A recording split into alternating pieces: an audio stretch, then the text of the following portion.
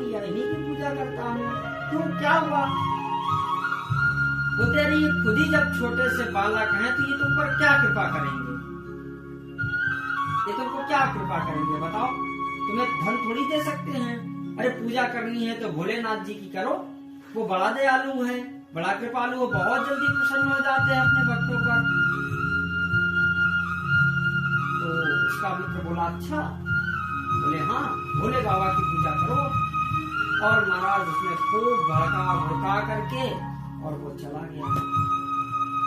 अब इसने एक काम किया, गया बाहर से शिवलिंग ले आया, रुद्राष्टाध्यायी की पुस्तक ले आई, और जब ले करके आया महाराज तो ठाकुर जी को उठा करके दूर एक टेबल में बैठा दिया और वहां पर शिवलिंग रखे, और सुबह महाराज रोज जल से अभिषेक करे, रुद्राष्टाध्यायी का पाठ करता। पहले तो ऊर्ध्वपुण्ड लगाता था, अब त्रिपुण्ड चंदन लगाने लगा और खूब रुद्राष्टाध्यायी का पाठ चल रहा है। तो एक दिन की बात है, ये धूप बत्ती जो जलाता था वो धूप बत्ती उड़कर उसका धुआं उड़ करके ठाकुर जी की ओर जा रहा था, और ये आंख बंद करके ओम नमः शिवाय, ओम नमः शिवाय, ओम नमः शिवाय, ओम नमः शिवाय का जाप चल रहा था महाराज। जैसे ही इसने नेत्र खोले, देखा कि धुआं तो ठाकुर जी की ओर जा रहा है। अब ये महाराज झुंझला कर उठा और ठाकुर जी के पास जाकर बोलता है कि तुम्हें इतनी चैन नहीं पड़ रही है कि मैं जब शंकर जी को ले आया तो तुम्हें चिढ़ होने लगी, जलन होने लगी। क्यों?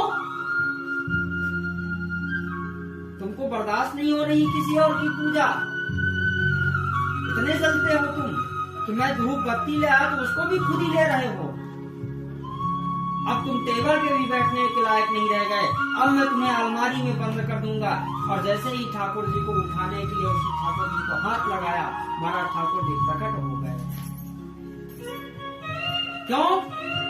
क्योंकि ठाकुर जी चैतन्य अवस्था में जैसे ही उसने अपनत्व की भाव से जैसे ही उसने अपनत्व के भाव से ठाकुर जी से बात करना प्रारंभ किया महाराज, तो वो भी फिर तो चैतन्य अवस्था में है, वो चैतन्यता का भाव प्रकट हो गया ठाकुर जी के अंदर। वो एक क्षण नहीं रुक पाए और जो है प्रकट हो गए।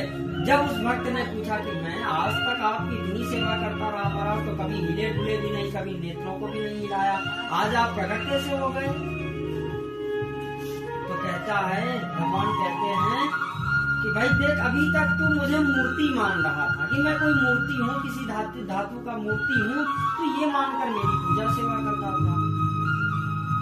लेकिन जब आज तूने मुझमें ये भाव देखा कि मुझे भी जलन होती है, मैं भी सूंघ सकता हूँ, मैं भी कुछ चीज को अनुभव कर सकता हूँ, तो जब तूने मूर्ति से चैतन्यता का भाव प्रकट कर दिया तो मैं पीछे फिर क्यों रहूं, मैं भी तेरे सामने प्रकट हो गया।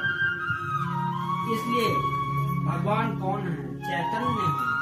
भगवान चैतन्य है, भगवान को सब अनुभव होता है, उनको सब सुनाई देता है, उनको सब दिखाई पड़ता है। जो भी हम अच्छे बुरे कर्म करते हैं ठाकुर जी सब देखते हैं।